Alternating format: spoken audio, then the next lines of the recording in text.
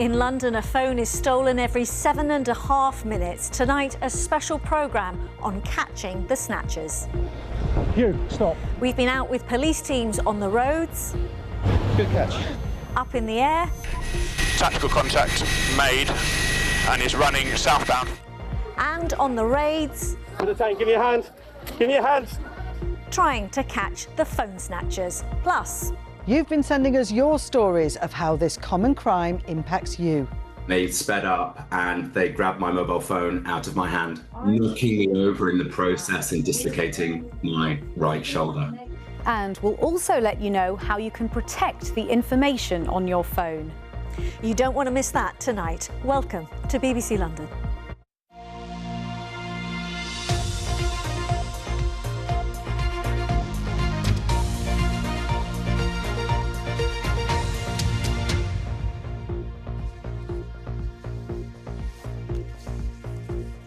Hello and welcome to the programme. Great to have you with us this evening, as tonight we bring you a special investigation about a crime in the capital we should all be wary of. In fact, maybe you or someone you know has had their phone snatched in London. Here, more than 180 phones are reported stolen every single day, and the impact on victims can be devastating. We'll hear some of your experiences as you've been getting in touch with your stories. We'll also have tips and advice, including what you can delete from your phone as soon as possible to protect your information.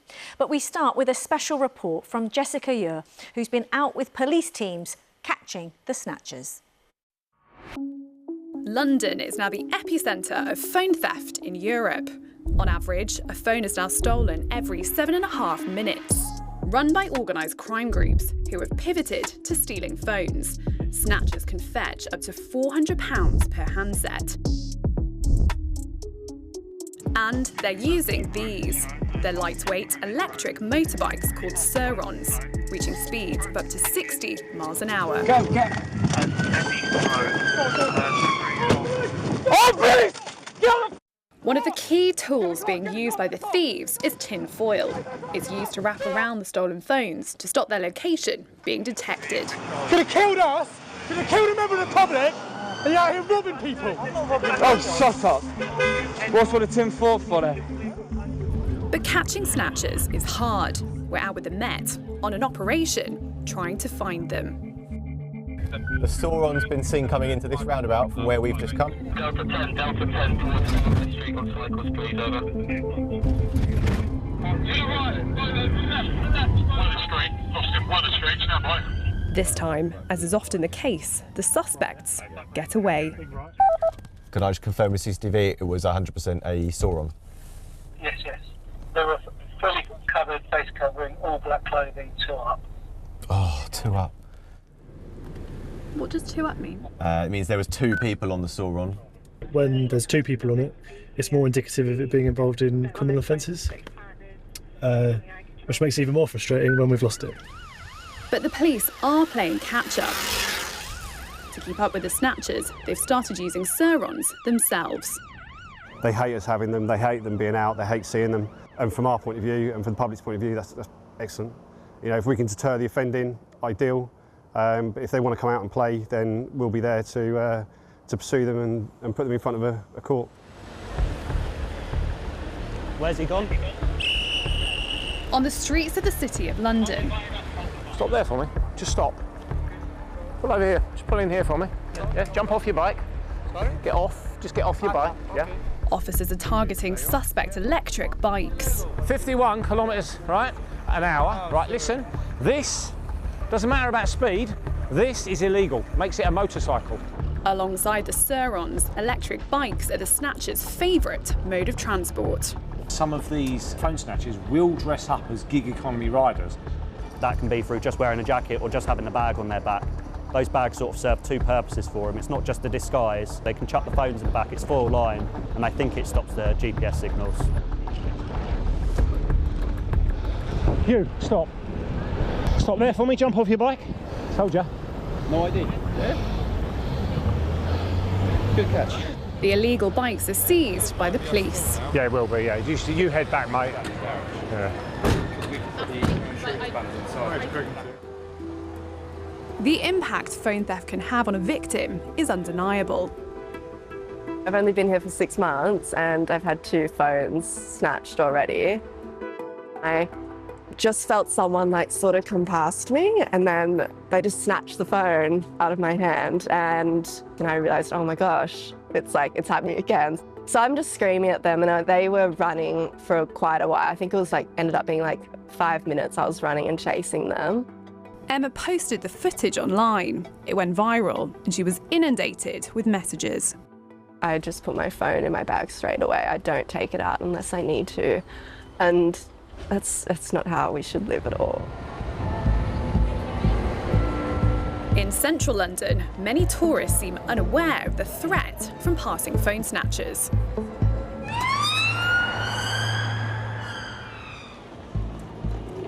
This man is taking matters into his own hands. Watch out, you guys, pickpockets! Pickpockets! Delivery driver Diego Galdino became a pickpocket hunter in his spare time, after seeing pickpockets on London streets every day. His posts online have been viewed by millions. Attention, guys, pickpockets! Pickpocket! Pickpocket to under arrest!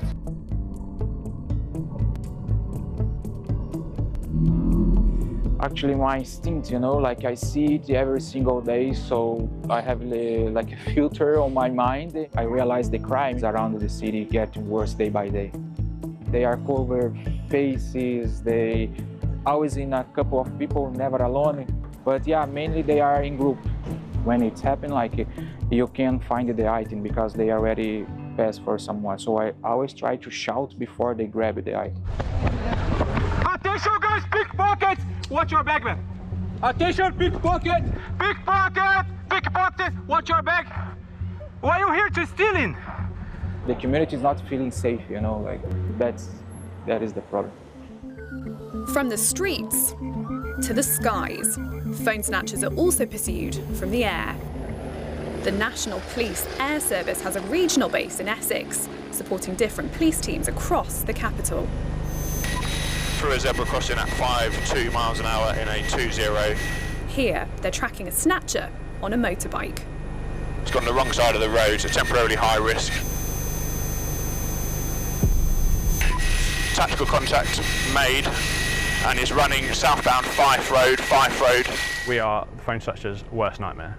Once we get overhead, the odds of them getting away dramatically reduce. He's running generally towards the park. And the driver of that vehicle is on your right, behind that van there. Rider detained, Fife Road, outside number 3.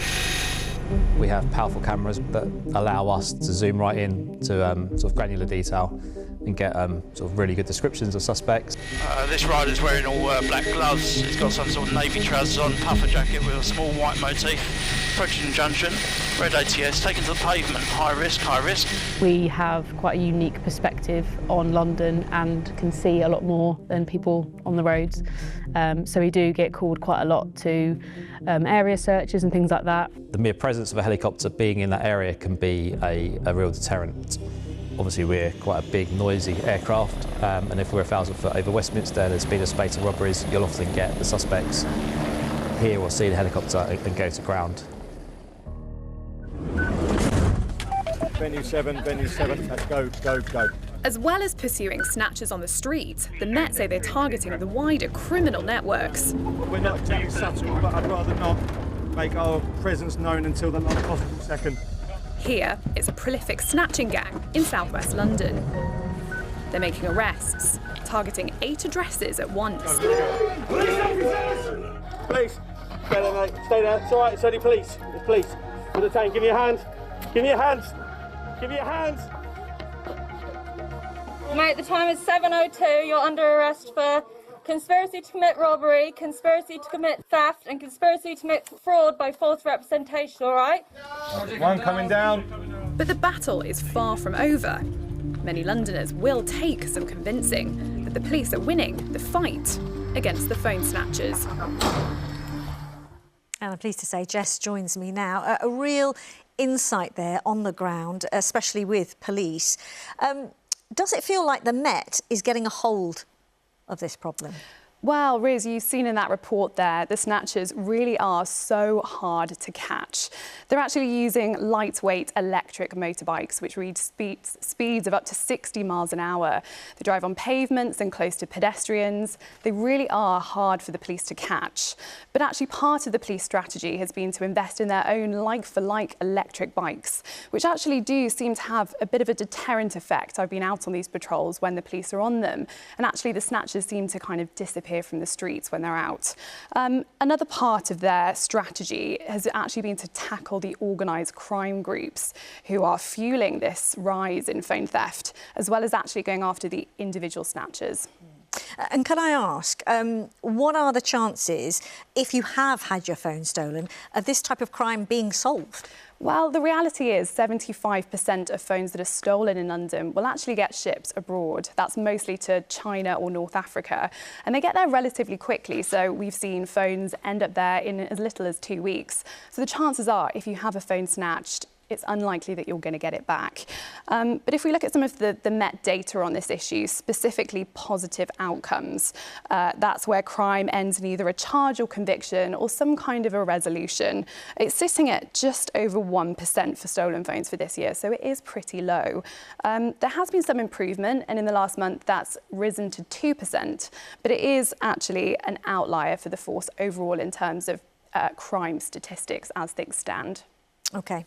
Jess, thank you very much indeed for that. As I mentioned, a real insight there. Talking of which, we did ask you to get in touch and share your experiences of phone thefts and the impact it's had on you. Well, we have had quite the response. Anna O'Neill has been on phone watch in the BBC London lounge. There she is, and can tell us more. Over to you, Anna. Thank you, Riz. Yes, this has clearly touched a nerve with so many of you because we have been absolutely inundated with messages of your stories and experiences. Joanne got in touch. She said, my young niece was standing on the front steps of her flat when a guy on an e-bike snatched her phone right out of her hands. Stuart got in touch with us as well. He said a cyclist came out of the dark, totally covered up like a ninja, caught me unawares and deftly grabbed the phone out of my hand. My phone was swiped from my hand in Regent's Park, said Mark. I believe that had the police followed up, their escape route and destination could have been located. Talking about the robbers there, of course. And Catherine told us, I witnessed a mobile phone theft in Bethnal Green. The bike sped away, nearly hitting a woman with a pram. It all happened in seconds. And some of you have even sent us video messages. I got pickpocketed outside Sainsbury's in Chiswick last year. Thankfully, because I have a landline and kept paper copies of documentation, including bank details, it made it a lot easier because without my mobile phone, I had no way of using multi-factor authentication to access things. The bank actually refunded the 6k the thief spent on my credit card, and because I kept the till receipts, the police were able to identify the time it happened on the CCTV, and the guy was caught, arrested, tried, imprisoned by July, and he will soon be deported. They sped up and they grabbed my mobile phone out of my hand, knocking me over in the process and dislocating my right shoulder. And I had to have several rounds of surgery to correct it. When I looked down, my shopping trolley was open, my handbag had gone. I couldn't call anyone because all my contacts was on my phone. Basically, my life was on my phone, so I had no money, no cards, no contacts, just my bus pass. And we want to say thank you to everybody who got in touch with us, either by calling BBC Radio London or sending us a WhatsApp or an email. I want to assure you that we read each and every one of your messages. And if you want to find out more on this story, you can go to BBC London online, where there are useful links and tips. And also you can carry on the conversation in the comments section. Back to you, Riz. Anna, thanks very much. Well, we're going to continue the conversation for a moment because someone who understands only too well what we've just heard there is Christian Polito, who works for a charity supporting young people and whose phone was snatched in Hackney one morning. Good evening to you, Christian. Really good of you to join us. Thank you. And I understand this was after 4 men snatched it and then drove off in a car. Yes, most of these incidents seem to take place by men on bikes, electric bikes. In my case, it was 4 men stationary around a parked vehicle. I didn't suspect anything at first. I was pretty sure that it was just a normal conversation, and then out of nowhere, hand came out, snatched the phone. I gave chase, we ran around a block, and eventually they got away in a car. I mean, I was actually dragged down the road by the moving vehicle, so it was pretty traumatising. So at that moment, as you say, you just kicked in and off you went, chasing them. Yes. And at the time, if they took it out of your hand, it was unlocked. Yes, I think that's, I mean, in my case, it was the main problem. Having a phone unlocked, if you give that to someone who knows what they're doing, there's really very little that they can't do. And in my case, I lost an awful lot of money. My crypto wallet was emptied, all my bank accounts were cleared. You don't really realise what you actually have on your phone until you don't have it. You know, apps like PayPal, obviously you've got your banking apps, but then also consider what you've got on an iCloud folder. Think about what you might have in your camera roll. Most people have a picture of their passport. So it's only really once the shock of the robbery, once that subsides, it's only then that you really start to appreciate just how much you've been inconvenienced. And at what point did you realise that this was about more than your phone and part of your life, you know, was being disrupted here? I think a few minutes after the incident itself. I mean, I've got to be honest with you, when this actually happened, I was in such a state of disbelief, I started laughing. I actually started laughing. And then after the shock, well, that's when panic started to kick in, because that's when you begin to realise just the extent of your vulnerability.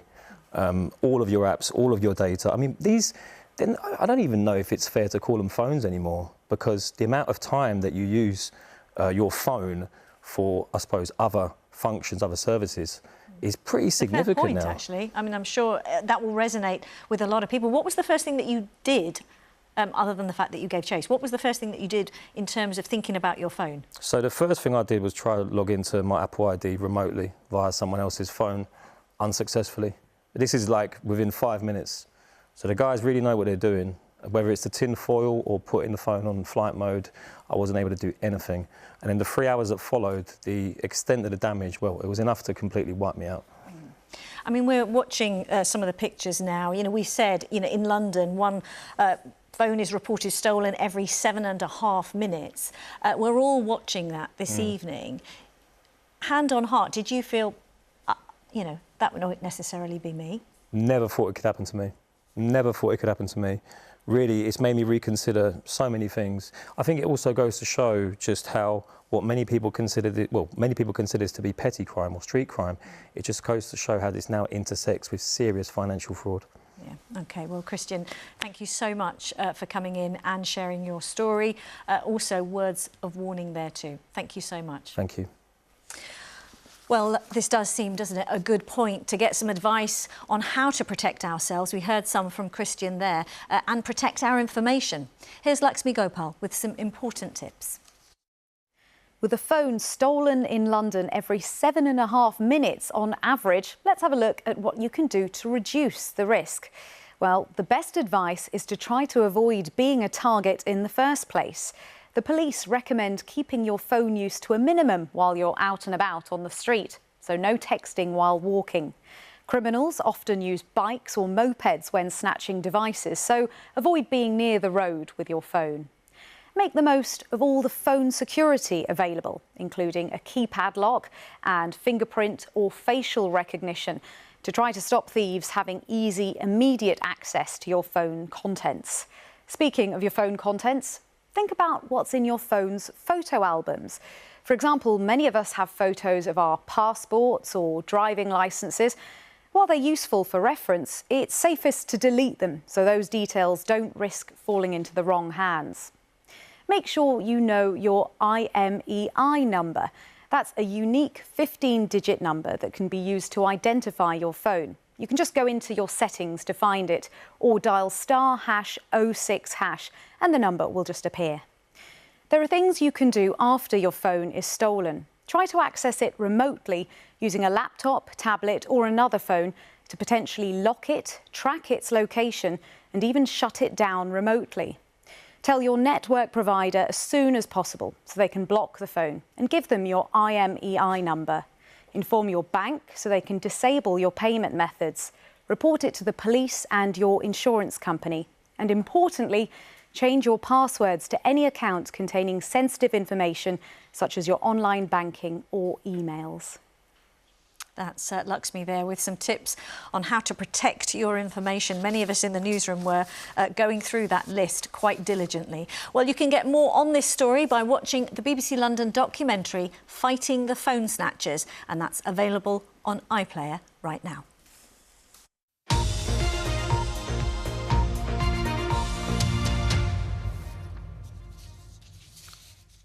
OK, turning now to some other stories in and around the capital. A security guard jailed for plotting to kidnap, rape and murder the TV presenter Holly Willoughby has lost his appeal against his sentence. Gavin Plum is serving life with a minimum term of 16 years. Judges said the sentence was appropriate because he intended harm of the gravest kind. Shop owners who sell illegal vapes and tobacco are believed to be using WhatsApp groups to warn each other of upcoming raids.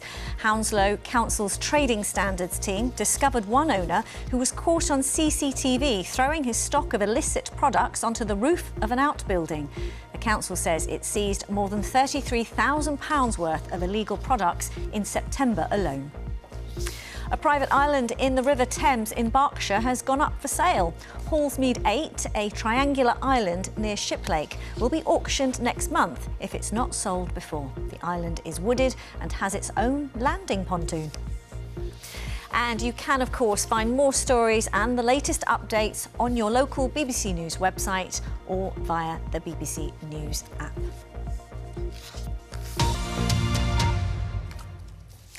Now, the capital has been full of colour, candles and culture that will continue for the next few days as communities across the capital celebrate religious festivals. Hindu, Jain and Sikh Londoners have been coming together to mark both Diwali and Bandi Chor Divas. Alice Bandukravi can tell us more. Well, welcome to the Devonshire Square Diwali Festival, the Festival of Light, a time when Hindus, Sikhs and Jains and people of other faiths come together to celebrate the triumph of light over darkness, of good over evil. As well as Diwali celebrations all week, Sikhs are celebrating a special date in their calendar today, Bandi Chor Divas. Last night in Southall, it was marked with the lighting of candles and prayers. BBC Radio London presenter Shay Kaur Gurewal explains the significance for the Sikh community. Sikhs are going to be celebrating Bandi Chor Divas. That translates to the Day of Liberation. So it's a day of celebration with family, going to the Gurdwara and taking part in celebrations. And there are Diwali events planned for this weekend too. You could head down to the National Maritime Museum this Saturday between 10 and 5. That's free of charge, and you can expect to see drummers, dancing and a lantern parade. Or in West London, there's the Marigold Festival at Osterley Park and House this Saturday, which is free entry with a ticket to the house. So a week of light and colour to brighten up this October weather. But a note of caution, the London Fire Brigade have issued a warning after a stray firework caused a fire in Ilford. They encourage people to attend organised firework displays instead of using fireworks privately. But if you do so safely. Alice Bandukravi, BBC London in Spitalfields. And with that, let's get a check on the weather with Kate, who's here. What have you got for us? Well, if there's fireworks tonight, probably more chance of seeing them in comparison to yesterday, as we've got clearer skies. This was the sunset, actually. I just wanted to show that picture because it was absolutely beautiful just after one of the showers that we've had today. We have had more sunshine, though. You can see the blue sky, little bit of cloud. That cloud actually increased through this afternoon and brought us one or two sharp showers. But, of course, that meant we saw a couple of rainbows as well. So, all in all, a quieter day than yesterday. Still quite breezy, though. Still the chance of one of these showers lingering into the evening, but on the whole, they're clearing out of the way quite quickly. And actually, the cloud is going to disappear as well. Clear skies, the wind drops finally, which is a perfect recipe for some mist and fog patches. The minimum temperature now, it is going to feel quite cool tonight, between 6 and 8 Celsius, so single figures, a chilly start to Wednesday morning, but on the whole, a bright one. Any mist and fog will lift. We'll get some decent spells of sunshine, but we'll see more cloud edging in as we head into the afternoon, and that brings the chance of maybe 1 or 2 showers. Not a huge amount around though tomorrow. The wind lighter than it has been for the last couple of days. Temperatures again around 15 Celsius. Then it's all changed. Things are going to turn rather wet and rather windy, and the Met Office has 2 yellow weather warnings in place. The first for heavy rain, that goes into play midnight, overnight Wednesday into Thursday and lasts through Thursday, and one for strong winds, that goes into play 9 a.m. on Thursday morning. Now what's happening is low pressure takes hold, it deepens as it moves across England and Wales, and as it does so and exits, the wind is going to strengthen. But first of all, we've got to tackle the rain, which is overnight Wednesday into Thursday. That could bring some localised flooding. We've still got rain piling in through Thursday as well, which is going to add to the problems, but the wind is going to strengthen too. We could be seeing gusts of 45 to 55 miles per hour. So if there are any leaves left on trees, there probably won't be by the time we get to Friday. Temperatures much cooler as well. The breeze coming from the north, we're looking at 9 to 11 Celsius. So quite a drop in temperature as well. So for Friday, that system clears out of the way overnight Thursday. So we've got a bright start for Friday. Still could get 1 or 2 showers, but plenty of sunshine. Temperature looking at 10 to 12 Celsius. And as we head into the weekend, yes, it gets brighter, drier, but the temperature is going to drop. Not only during the daytime, you'll notice struggling to get out of double figures, but nighttime temperatures dropping into low single figures as well. What a mixed week. Kate, thank you. A quick reminder of one of the day's main headlines. A third survivor has resigned from the government's inquiry into grooming gangs, saying the process felt like a cover-up. 2 other women quit yesterday. Safeguarding Minister Jess Phillips has denied the claims. And that's where we leave you this Tuesday. Thanks again for getting in touch and sharing your stories on phone theft. We really appreciate it. You can, of course, find more news and some uplifting stories too on our website and social media. From me and all the team, thanks very much for watching, and do have a lovely evening. Bye-bye.